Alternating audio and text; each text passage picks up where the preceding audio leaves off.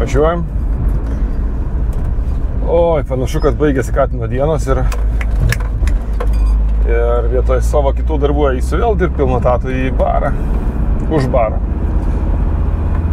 Tai turėsiu pagal dabartinį, jeigu neatsiras nauji žmonės, o kol kas neturim, kas dirba, nes viena barmenė išeina, tai eisiu dirbti ne tik kad pilną etatų, bet ir turėsiu ten gal 7 dienas išėlės.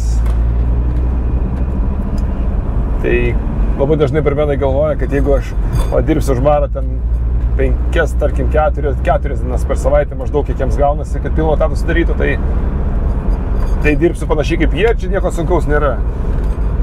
Nu jo, visi ūkio darbai, negedimai, sutvarkymai, užsakymai, viskas savaime susitvarko ir pasidaro. Tai realiai tada, jeigu 7 dienas išėlės praškai dirbi, tai ne, gal vieną turėsiu laistą jų. Nu, žodžiu, net taip svarbu. Tai aš realiai prabundu, kažką pakrapštau, pavalgau ir važiuoju į barą dirbti. Ir grįžtu vėl po vidurnakčio. Tai aš nematau nieko realiai. Tai kad suprastumėt, jog ne tas pats, kas barmenas, jeigu aš dirbu barmenu, tai man laiko atima ne tiek pat, kiek barmenai.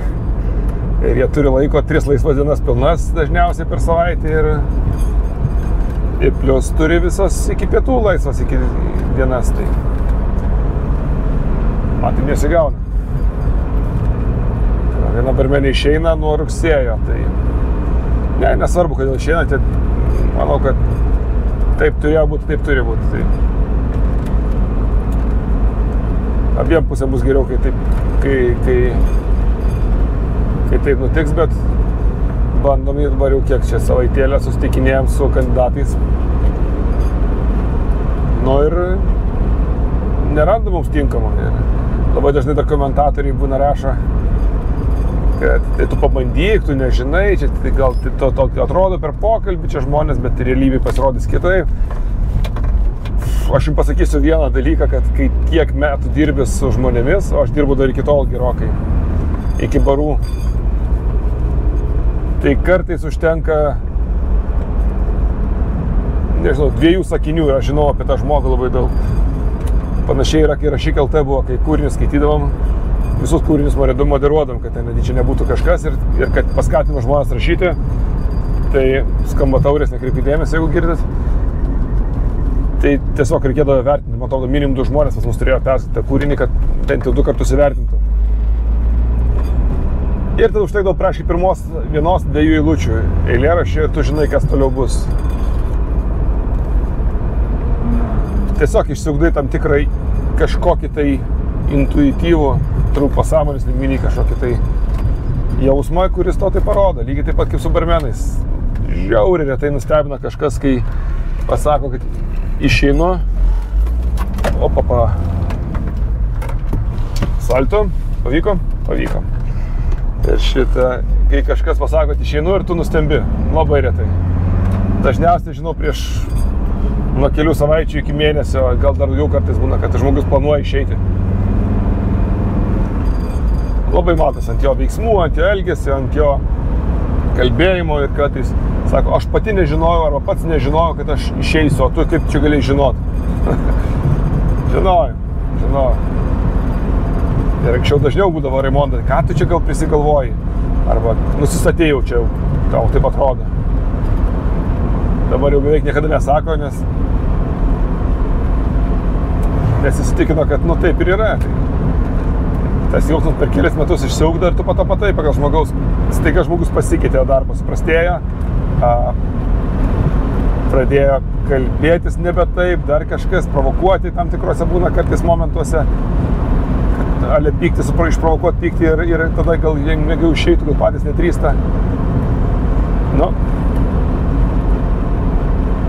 Tai va, nuspėjai, jeigu aš jau žinau, kada išeis maždaug žmogus, tai kai priimi žmogų, patikėkit. Per pokalbį 99% turbūt, nu gerai, 95, sakykime, procentai tu esi tikras, kad tai bus ir taip ir būna visada.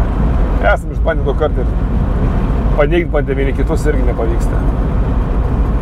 Atvirkščiai būna dažniau turbūt, žinokit, dažniau būna, kad tu tikiesi iš to žmogaus, pasirodė labai gerai ir tikės daugiau ir gaunasi šnipsas, tai daug dažniau būna negu kitaip. Atvirkščiai turbūt beveik visai nebūna. Tai va, tai varysim dirbti. Belieka tikėtis, kad kol nesurasim žmonių, neišeis dar kažkas. Nu, taip būna dažnai, kad jeigu vienas išeina, tai kažkas dar išeina. Arba kažkas sugriūna tada, sulūžta. Matysim. Seniai apie Vafą kalbėjome, ne? Nu, žiauriai gerai, turim beveik visus jau bravorus.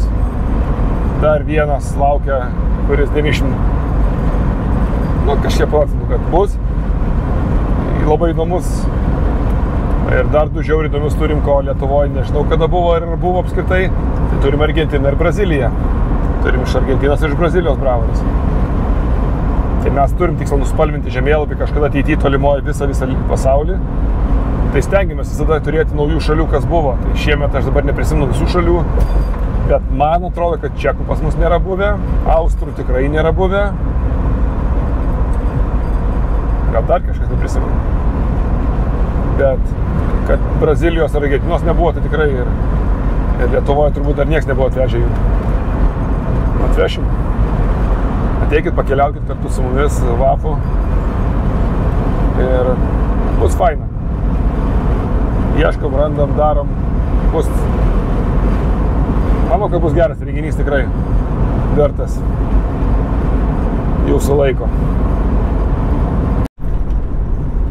Kelias dienas negalėjau nulodytis kompu.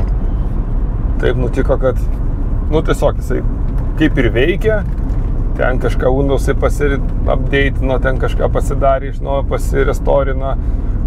Tada vėl kažkas neveikia, kažkas veikia, bet greitis yra, bijau sumiluoti kiek, bet kokius turbūt gal, gal 50 kart lėčiau. Neįsivaizduojamas lėtumas, absoliučiai. Kompas užsikrauna pilnai per kokias gal 15-20 minučių. Tai ir po to bet ką spaudi visur, tai viskas nesisuka, nekrauna, žiauriai lėtai, viskas absoliučiai. Ir tada bandžiau tvarkyti pats, bandžiau ieškoti, nerandu, kame problema yra. Viskas lyg ir veikia, bet tam ne viskas. Programos galvoju, ką aš čia galėsiu sumusti. Tada Virgis dar bandė padėti viską. Ir kai jis belė kiek laiko prasiknysim. Ir jau galvoju viskas, reikia vežti į remontą, nes čia gal kažkas su tuo, ko pakeis patys jau neįmanoma. Kažkas su geležim bus. Ir ką galvojat, jau kompą išjunginėjau ir vežti, skambino Virgis, sako, žiūrėk, ištrauk maitinimo laidą dabar iš kompo, jis man nešiojamas kompas. Ir pažiūrėk, ar veikia. Ištraukiu, wow. Viskas kaip buvę, skraido, viskas belia kaip greit, belia kaip veikia. Įkišu atgal, viskas toliau veikia, viskas.